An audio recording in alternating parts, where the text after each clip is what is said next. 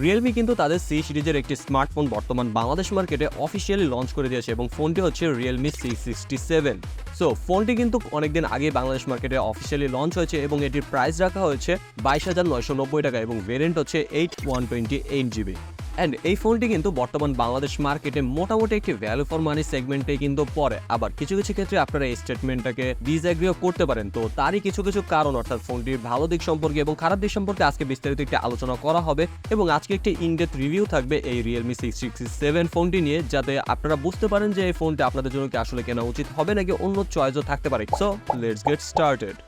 So Realme C67 ফোনটির design সম্পর্কে কথা বলতে গেলে কিন্তু এখানে অনেকটা প্রিমিয়ামনেসের দেখা পাওয়া যায়, কেননা ডিজাইনটা খুবই অসাধারণ থাকছে। বক্সি টাইপের একটি ডিজাইনের সাথে এসেছে এবং ব্যাক সাইডে কিন্তু আমরা যথেষ্ট ভালো একটি কালার কম্বিনেশন দেখতে পারবো এবং ডুয়েল ক্যামেরা সেটআপ দেওয়া থাকছে এবং ক্যামেরা বাম্পের সাইড থেকেও কিন্তু গোল্ডেন স্ট্রিপ দেওয়া রাখছে, যার কারণে কিন্তু দেখতে অনেকটা প্রিমিয়াম লাগবে আপনাদের কাছে।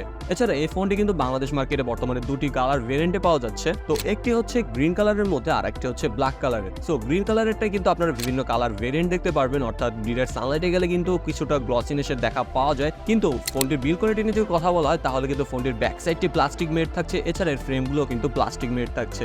এছাড়া এর ক্যামেরা বাম্পের এরিয়াটা কিন্তু যথেষ্ট গ্লসি রাখার চেষ্টা করা হয়েছে এবং সামনের দিকে আসলে আমরা একটি পাঞ্চল সেলফি ক্যামেরাও দেখতে পারবো, যেটা কিনা যথেষ্ট সিমেট্রিক্যাল লাগে। ফোনটির ওয়েটের কথা বলতে গেলে অলমোস্ট 185 গ্রামের মতো ওয়েট থাকছে এবং 7.6 মিলিমিটার থাকছে এর থিকনেস, অর্থাৎ ফোনটি কিন্তু যথেষ্ট লাইট ওয়েট করার ট্রাই করা হয়েছে এবং যথেষ্ট স্লিমও থাকছে, যার কারণে কিন্তু আপনারা ইন হ্যান্ড ফিলটা যথেষ্ট দুর্দান্ত পেয়ে যাবেন। এবং এর সাথে সাথে ফোনটিতে IP54 এর একটি ওয়াটার এবং ডাস্ট রেজিস্ট্যান্টও দেওয়া রয়েছে, যাতে কিনা টুকটাক ধুলাবালি এবং পানি ছিটে ফোটায় কিন্তু তেমন কোনো সমস্যা হবে না। এছাড়া প্রয়োজনীয় সকল পোর্টস এন্ড বাটনসও কিন্তু এখানে প্রোভাইড করা হয়েছে। এছাড়া 3.5mm হেডফোন জ্যাকটিও কিন্তু আমরা পেয়ে যাবো এত স্লিম ডিভাইস হওয়া সত্ত্বেও। এছাড়া নয়েজ ক্যান্সেলেশন মাইক্রোফোন কিন্তু এখানে দেওয়া হয়নি, যেটি কিনা একটি কমতি সাইডও থাকছে। এছাড়া একটি স্টোরিও স্পিকার থাকছে, মাইক্রোফোন থাকছে। এছাড়া আপনারা এখানে একটি সিম কার্ড ট্রে দেখতে পারবেন, যেখানে কিনা ডুয়েল সিম কার্ডের পাশাপাশি একটি মাইক্রো এসডি কার্ডেরও সাপোর্ট দেওয়া থাকছে। সো আপনারা দুটি সিম কার্ড এবং মাইক্রো এসডি কার্ড একসাথে ইউজ করতে পারবেন।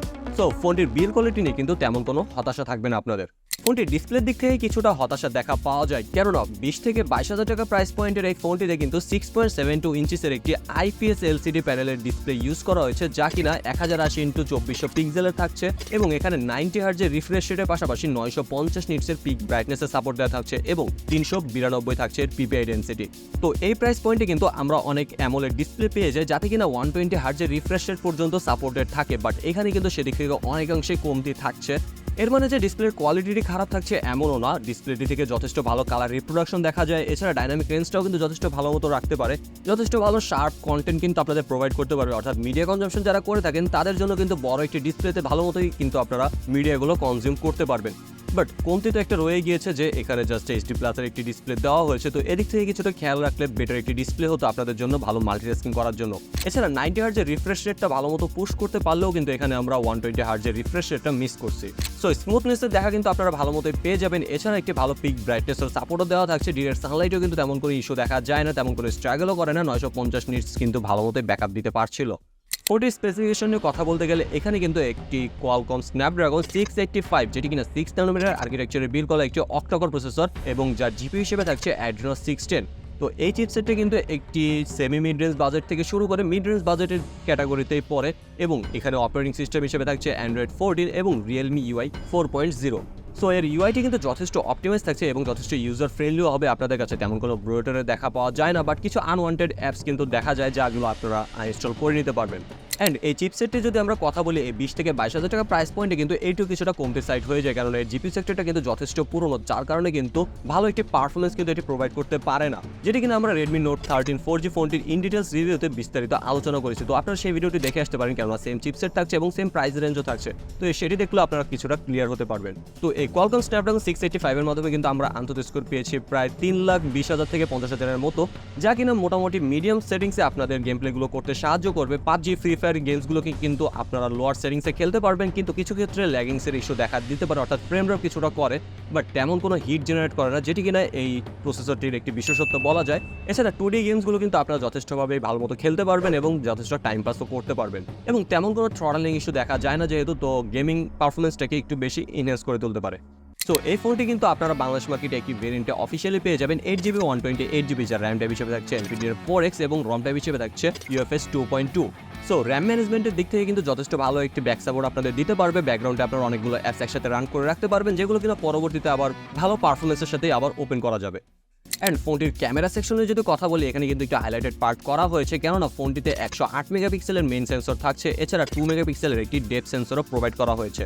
সো এই 20,000 টাকা প্রাইস পয়েন্টে যদি আমরা হিসাব করি, তেমন কোনো ভালো ক্যামেরা সেন্ট্রিক ফোন কিন্তু এখনও পাওয়া যায় না, বাট সেদিক থেকে তুলনা করতে গেলে কিন্তু এটিও তেমন কোনো পিছিয়ে থাকে না, কেননা 108 মেগাপিক্সেলের মাধ্যমে কিন্তু যথেষ্ট ভালো ক্লিয়ার ফটো ক্লিক করা পসিবল, যথেষ্ট ভালো মতো কালার রিপ্রোডিউস করতে পারছিল। এছাড়া এর মেইন ক্যামেরাটিতে কিন্তু একটি লসলেস 3x অপটিক্যাল জুমেরও সাপোর্ট দেওয়া রয়েছে, যাতে কিনা আপনারা যথেষ্ট শার্প একটি ইমেজ পাবেন 3x মোডে। এবং এই 3x মোডের বিশেষত্ব হচ্ছে এটি ছবিগুলোকে যথেষ্ট ব্রাইট করে তোলে, এছাড়া ডিটেলসটাও কিছু অপটিমাইজ করে তোলে, যার কারণে কিন্তু ছবিগুলো দেখতে অনেক বেশি ভালো লাগে। এবং পোর্ট্রেট মোডে বিশেষ করে এই 3x মোডের কারণে ভালো পোর্ট্রেট পাওয়া পসিবল, বাট কিছু কিছু ক্ষেত্রে এজ ডিটেকশনটা কিছুটা ঝামেলা হয়, এছাড়া এক্সপোজার কন্ট্রোলটাও কিছুটা ঝামেলা হয়, বাট সেগুলো কিন্তু সকল ক্ষেত্রে হয় না, কিছু কিছু ক্ষেত্রে ভালো ইমেজ কিন্তু আপনাদের প্রডিউস করতে পারবে।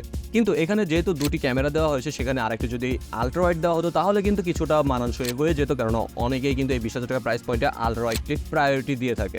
এছাড়া 8 মেগাপিক্সেলের একটি সেলফি শুটারও দেওয়া রয়েছে, যার মাধ্যমে আমরা 1080 30 fps এ ভিডিও শুট করতে পারবো, যার কোয়ালিটি কিন্তু ডিসেন্ট টাইপের বলা যায়। এবং মেইন ক্যামেরার ভিডিও শুটে যদি কথা বলি, সেদিক থেকে কিন্তু কিছুটা কমতে থেকেই যায়, কেননা তেমন একটা কাজে লাগানোর মতো কিন্তু ভিডিও প্রডিউস করে না এবং সেকি ভাব থেকেই যায়। এছাড়া কিছুটা ফ্লিকার ইস্যুও দেখা যায় ব্রাইটনেস জনিত, তো সেদিক থেকে কিছুটা ইমপ্রুভমেন্টের দরকার ছিল। এছাড়া ফোনটির মাল্টিমিডিয়া সম্পর্কে কথা বলতে গেলে কিন্তু যথেষ্ট ভালো একটি ডিসপ্লে বলা যায় এটিকে। এছাড়া স্টোরেজ স্পিকার থাকার ফলে কিন্তু আপনারা যথেষ্ট ভালো সাউন্ড কোয়ালিটির সাথে মিডিয়া কনজাম্পশন করতে পারবেন এবং যথেষ্ট রেগুলার মাল্টিটাস্কিংও কিন্তু আপনাদের হেল্প করবে। এছাড়া জাইরোস্কোপের সাপোর্ট পেয়ে যাবো, এছাড়া NFC-রও সাপোর্ট থাকছে, কিন্তু এখানে একটি গুগল ডায়ালার থাকছে ফোনটিতে, যার কারণে কিন্তু আপনার কল রেকর্ডিংয়ের সময় অ্যানাউন্সমেন্টটা শুনতে পাবেন। So overall multimedia experience quite good. তো ফোনটির এত কিছু দিকগুলোকে ব্যাকআপ দেওয়ার জন্য কিন্তু এখানে 5000 mAh একটি বিগ ব্যাটারি প্রোভাইড করা হচ্ছে, যাতে কিনা 33 ওয়াটের ফাস্ট চার্জিং এর সাপোর্ট থাকছে, যা কিনা আপনাদের 30 মিনিটের মধ্যে 50% চার্জ করে দিতে সাহায্য করবে। সো এই ব্যাটারি কিন্তু আপনাদের লং টার্ম একটি ব্যাকআপ দিতে পারবে, অর্থাৎ 1 থেকে 1.5 দিনের মতো ইজিলি ব্যাকআপ দিয়ে যাবে এবং নর্মাল ইউজার হয়ে থাকে 2 দিনের মতো আপনারা ব্যাকআপ ইজিলি পেয়ে যাবেন। তো এই 23,000 টাকা প্রাইস পয়েন্টে ফোনটি আপনাদের জন্য কেমন হবে? তো আপনারা যদি চিন্তা করে থাকেন আপনাদের একটি গেমিং সেন্ট্রিক ফোন দরকার, এছাড়া ভালো করে পরিমাণে মিডিয়া কনজাম্পশন আপনাদের করতে হবে এবং রেগুলার মাল্টিটাস্কিং এর জন্য একটি ফোন দরকার, তাহলে কিন্তু এই ফোনটি আপনারা অ্যাভয়েড করতে পারেন, কেননা তেমন একটা চিপসেট কিন্তু এখানে দেওয়া হয়নি। বাট রেগুলার মিডিয়া কনজাম্পশন যারা করে থাকেন তাদের জন্য কিন্তু একটি পারফেক্ট এটি হতে পারে। এছাড়া টুকটাক ছবি টবি তোলেন তাদের জন্য কিন্তু এই ফোনটি ভালো হবে, এবং লং টার্ম ধরে যারা একটি স্মুথ ফোন ইউজ করতে যাচ্ছেন তাদের জন্য কিন্তু এটি একটি বেটার চয়েস হতে পারে। এছাড়াও এই 23,000 টাকা প্রাইস পয়েন্টে কিন্তু বর্তমানে Redmi Note 13 4G ফোনটিও বাংলাদেশ মার্কেটে লঞ্চ হয়েছে, সেটির রিভিউ কিন্তু আপনারা আমাদের চ্যানেল থেকে দেখে আসতে পারেন, লিঙ্ক আমরা ডেসক্রিপশনে দিয়ে রাখবো। এবং আরও কিছু চয়েস থাকছে 20,000 টাকা প্রাইস পয়েন্টে, তারও লিঙ্ক আপনারা ডেসক্রিপশনে পেয়ে যাবেন। তো সেই ভিডিওগুলো দেখলে আপনারা কিছুটা ক্লিয়ার হতে পারবেন যে এই ফোনটি আসলে কি আপনাদের দরকার কিনা। তো এই ছিল আজকে Realme C67 ফোনটির ইনডেপথ রিভিউ। ফোনটি আপনাদের কাছে কেমন লেগেছে তা কিন্তু কমেন্ট সেকশনে জানাবেন, এবং ভিডিওটি যদি ভালো লেগে থাকে অবশ্যই কিন্তু একটি লাইক করে দিতে বলবেন না। দেখা হবে পরবর্তী এমনই কোনো টেক রিভিউতে, এমনই কোনো ইন্টারেস্টিং ফোন নিয়ে। ততক্ষণ পর্যন্ত খোদা হাফেজ।